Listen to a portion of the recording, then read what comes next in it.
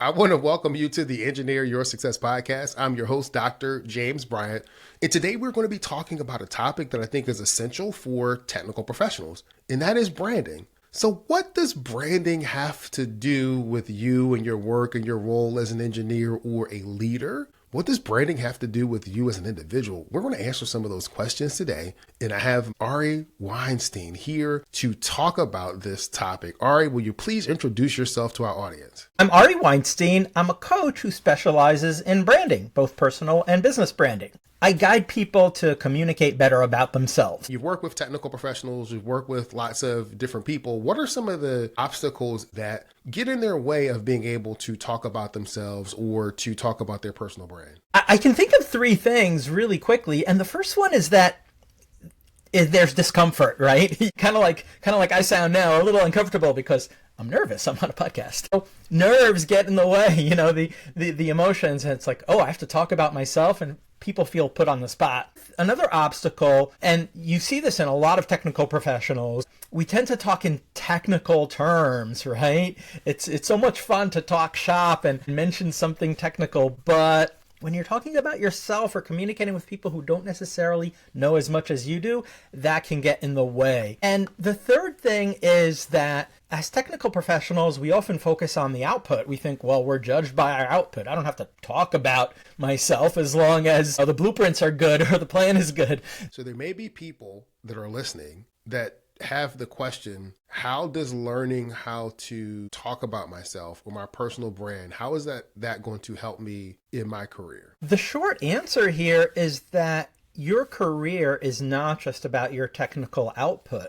You might be great sitting in a room by yourself and producing something, but can you interact with people? Can you, for example, present the blueprints, the plans to a client? So it turns out that there's more than just your engineering skills that are needed to succeed in your career. And communication skills are important everywhere. Any aspect of personal branding that you think are important to our listeners? A couple of things that a lot of my clients and a lot of the people I've worked with struggle with. One is they think that personal branding is something that is only applicable to, influencers or famous people. But the fact is, the moment you start interacting with someone, you're sharing your brand, because your brand, according to my definition, is the impression you make on others. Yeah, and I like the whole take on cultivating a personal brand. This whole episode is about the importance of cultivating your personal brand, how you can leverage your communication skills, how you can leverage this cultivation of the personal brand to help move you forward. And, a good way to cultivate your brand is to think about, and even better, write down the things that really matter to you in your career. If I'm speaking to you, James, I might wonder, what got you into your profession? What is it about it that fascinated you?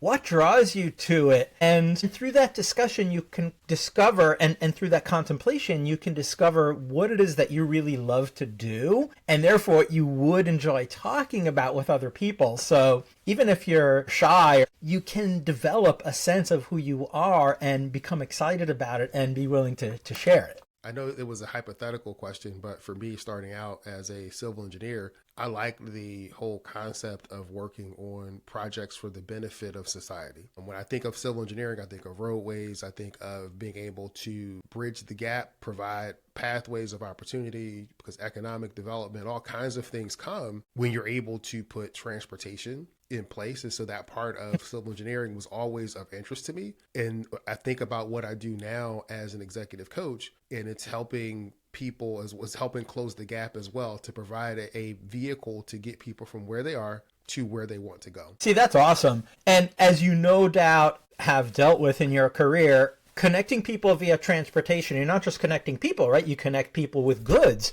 with services, with, really important things that they can't get to locally, for example, education.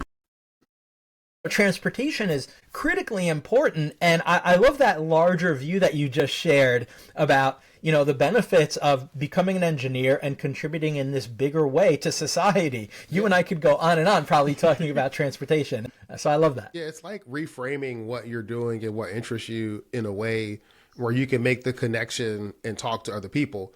So there may be other people that are listening to this that are engineers, and you think, hey, all I'm doing is traffic safety, or all I'm doing is X. But when you think about the bigger picture and how the piece of what you're doing fits into the overall puzzle to what you're providing to society, to what you're providing to your clients, it gives you the ability to start having that conversation and connection, because you are always managing the brand of you. You represent your company when you're in meetings and when you're in places, but you're also representing you. And that representation is what continues to perpetuate your career, what continues to perpetuate your leadership when you are not in the room. Yes, I love that you said that, because if we think about the fact that we are each unique, and that's to me indisputable, that we're each unique, because our combination of life experiences, biology, and so on make us each unique, you realize that two civil engineers who specialize in transportation are not the same. Even if they've had the same education, perhaps they even went to the same school, doesn't matter, because they have different life experiences and therefore they've developed different personal preferences. So that's how thinking about what you care about most in your career, turns out that's part of what makes you unique. And then when you combine your technical skills and your engineering skills with other skills that you gained in life, you're doing things in a slightly different way than the person in the next office who has the same job title as you. When it comes to cultivating a personal brand, what are your top 5 things that a person needs to do? It's funny that you mentioned 5, because I actually have a 5-step brand development process. So the first thing you need to do is discover the brand you already have. Ask yourself, what is it that I most want people to know about me? And if it's just the fact that you're an engineer, great, but go a little deeper. Talk about what drew you to engineering. The next thing to do is to ask other people, what is it about me that's unique? What is it that I do differently from other people in our profession or other people in the office? And so you can discover some unique things about you. Step 2 is to document that, especially the adjectives and adverbs people use to describe you and that you might use to describe yourself. Document them. Step 3 is to distill that. People have a lot to say, and we often have a lot to say about ourselves, but we need to distill it down. For example, think about the things that you value, which can be the drivers that got you into your profession. After you've distilled this down, now you can develop a brand message. So that's step 4, is to develop a message. I'm an engineer who blank. What's in that blank? And the final step is to share that. So you've developed a personal brand, but it's not going to help you unless you share it. So create a LinkedIn page, or start a website, write a blog. There's so many ways in which we can share our brands. And of course, network and interact with people and maybe show up on podcasts. What about the person who says, Ari, I hear you, and I've done that.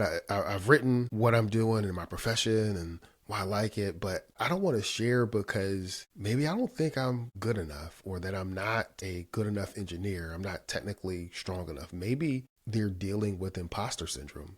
What advice would you have for that person? One key piece of advice I offer people experiencing that, and I know it's common in technical professions because we have so many amazing people and amazing engineering feats to look up to and say, wow, look at that bridge, look at that building, look at that transportation system. I could never do that. So I'm glad you raised this. But the first thing I point out to anyone is, look, you're not an imposter, you're a beginner. If you really love engineering, just reframe the concept of imposter as beginner. It's okay to be a beginner. And if you're in a room with other engineers, don't be intimidated by them. Celebrate the fact that you're in the room with them. You earned the right to be there. I wouldn't be able to be in a room with them. I'm not an engineer, right? Unless I'm invited by someone like you. So how awesome is that? And when you celebrate that, you can begin to overcome imposter syndrome. I think that's really good advice.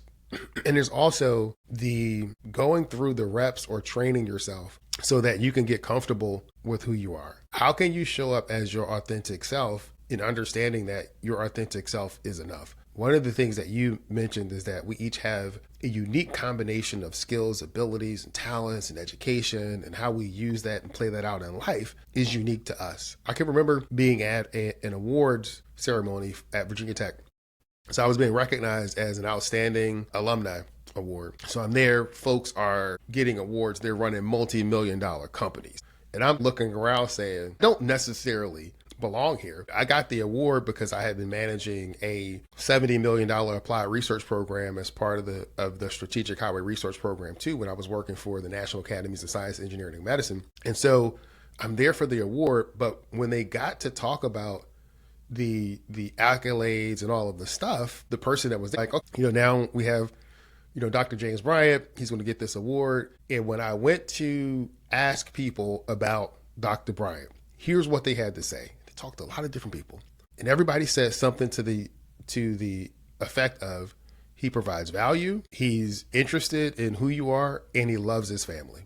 So we're at a thing about technical folks. You got these presidents of companies and all of this, and they're talking about me and my family. But that is part of my identity in who I am. And what I say is that I didn't necessarily felt like I was, on the same level, but there were people afterwards that were like, hey, it was really cool what they said about you.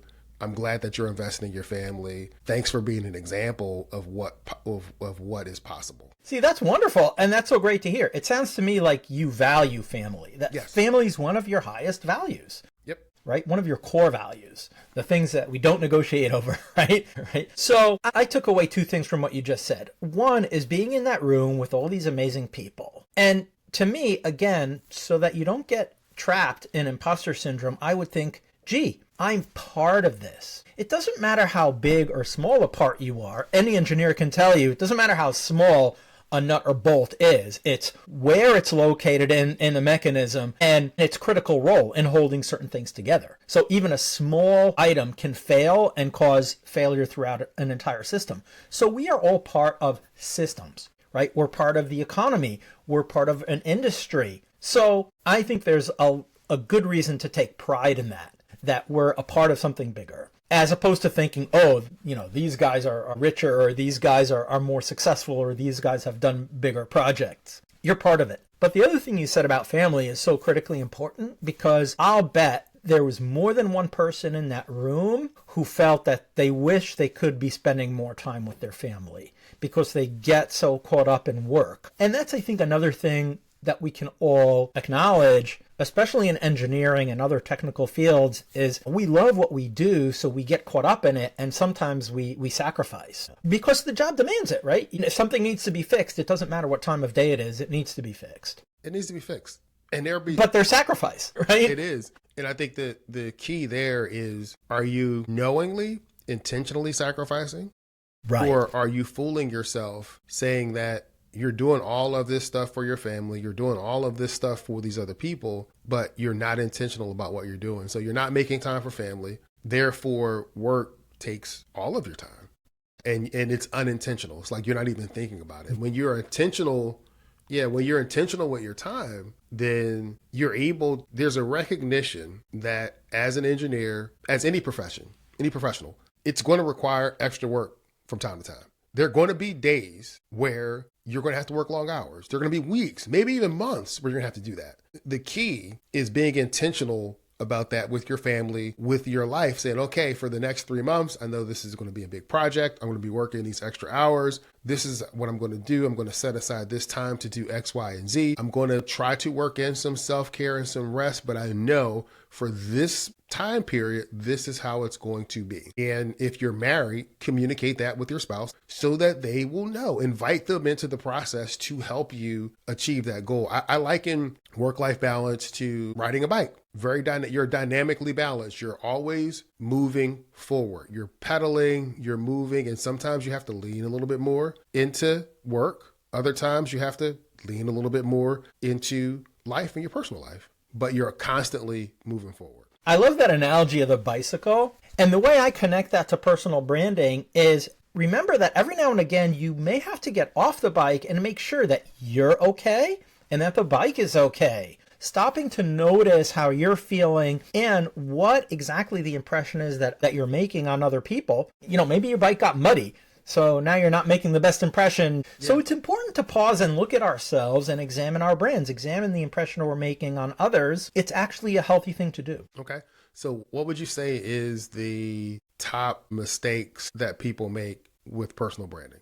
A top mistake is that people communicate about the tasks that they perform or the work that they do. What other people really like to know is how what you do impacts them. So what are the results that you delivered? So that to me is the top mistake, is you talk about tasks as opposed to results. And the task is interesting to you, but it might not be interesting to your audience. So think about what would your audience most want to know about, and what's a result that you're proud of that you helped deliver. They might be very interested in that, and much more so than in the minutia of the task that you perform. Yeah, I would agree with that. And whether you're talking about the task or the result, talk about it from the perspective of the problem that you solved and for whom, right? So sometimes what we'll do is we'll talk about the result we deliver, but we talk about that result from our perspective. You have to talk about the result from the perspective of the person, the entity, the company, the project, the problem that you solved from that perspective. And that becomes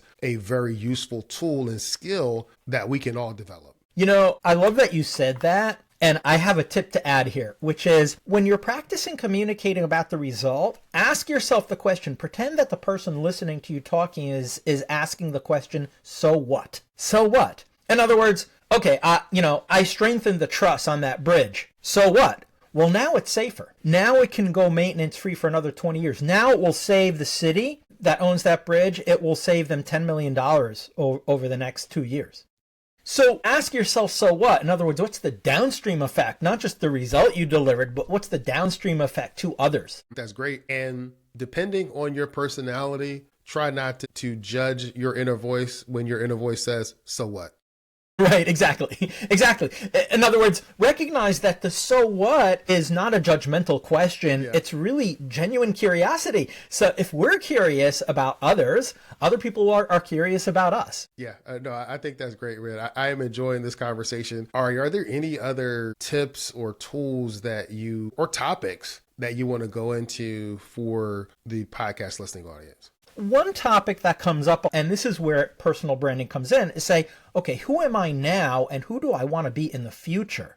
And if you ask yourself that question from your own perspective, whom do you want to be? What do you want your career to look like? What is it that you want to be known for in the future? That might change what it is you're pursuing as part of continuing education. And it's okay to do that. Yeah, so there are two aspects to that. One, if a person's listening to this has gone through the process or going through the process to be a professional engineer, there are certain statutory requirements that you're going to have to be able to do your continuing education. You can continue to do that, but to roll in Ari's point is if you want to start learning more about a certain aspect within your engineering discipline, or you want to start layering in how is AI going to impact this, then if that's what you want to be known for, or if that's how you want to start shaping your personal brand, then you go start looking for courses that will meet your continuing education requirements, but will also further your the pursuit of the goals of who you want to be. That's a very nice way to put it. And to me, that's the best strategy, not to just go with the requirements. Of course, the requirements are important, but to recognize that you have the capacity to take on more, to learn more, or to pick and choose certain programs as opposed to others that still meet requirements, but also get you some of that material that you're becoming interested in. Yeah, and it just, brings me to the whole ideal of intentional personal development. So there may be things that you want to grow in as a better communicator, a better writer, a better storyteller, better whatever it is. This whole concept of trying versus training. Are you trying to be a better communicator, or are you training to be a better communicator? Are you trying to be a better personal brander, or are you training to do that? And training is those intentional activities that you can take to help you reach your goal. So in this case, not only do you have your professional development activities that you're kind of looking at, I want to focus on this, I want to focus on that, but from a personal development activity, what do I want to grow in? Do you need to grow in your ability to delegate, right? Your ability to be an active listener, find courses, find programs that can help support all of the areas that you want to develop and grow. Yes. And James, I appreciate that you've been repeating the word intentional. It's actually part of the definition that I give of personal branding. I often say that personal branding has two definitions. As a noun, your personal brand is the impression you make on other people. That's a noun. But it's also a verb. Personal branding is the practice of being intentional with that impression, being intentional with your personal brand. Great, man. So Ari, I really appreciate you taking the time to share your knowledge, to talk about personal branding and effective communication to the podcast listening audience. If there is one thing that you want the audience to do as a result of listening to this episode, what would it be? If they would like to learn more about personal branding, I wrote an ebook called Personal Branding at Work, and you can find it at personalbrandingatwork.com. So that book, and it's a short book, it's one you can read on a lunch break, it gives you a step-by-step guide to the steps we described earlier, which is how to discover, develop, and share your personal brand. So if anyone's interested, that's something you can do. If instead you just want to connect and ask me a question about something I said on this podcast, feel free to do so. I'm on LinkedIn. Okay, and we'll include a link to your LinkedIn profile in the show notes.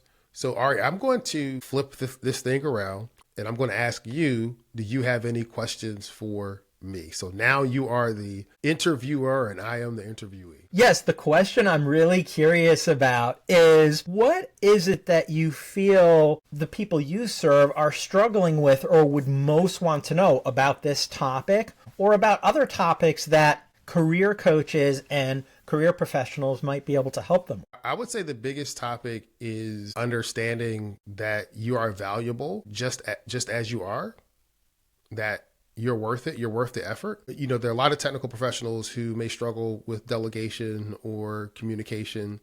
And sometimes that is seated in self-worth. And I know it's hard to believe, you have people that they are high achievers, but they're achieving so high because they're trying to prove something to themselves or prove that they're worthy or prove that they belong. And when I work with clients is I say, first, inherently that you belong. You belong here. You're worth the effort. You are worthy. Just be authentically you and accept who you are. Yes. See, that's wonderful. To the extent that you and I and others can help one another with our self-confidence and with feeling worthy, that's what I love to do. So I'm glad you addressed it the way you did. That's always worth reminding people, you're totally worth it. Yeah. Hey, you've gotten this far, and it's worth something to someone, probably to a lot of people. Yeah, it is. It is, and it's worth something to you. You are worth the effort that it's going to take to reach your goal. Yes. You're worth the effort that it may take for you to struggle through whatever you need to struggle through to make it on the other side, because on the other side of struggle, there's strength. And we think that struggle is a bad thing. Struggle's not necessarily a bad thing. Keep pushing through. You're worth the effort. What's on the other side is going to be much better than what's on this side of struggle. Yeah, I truly believe that. I'm reading the book Anti-Fragile at the moment. The concept of we actually are strengthened through adversity. Yes. So that's worth reminding that as humans, we're complex enough that adversity can actually help us, right? Lifting really heavy weights that we strain to lift actually will strengthen our muscles over time. Yep. And so that's very, very worth reminding people. Thanks. All right.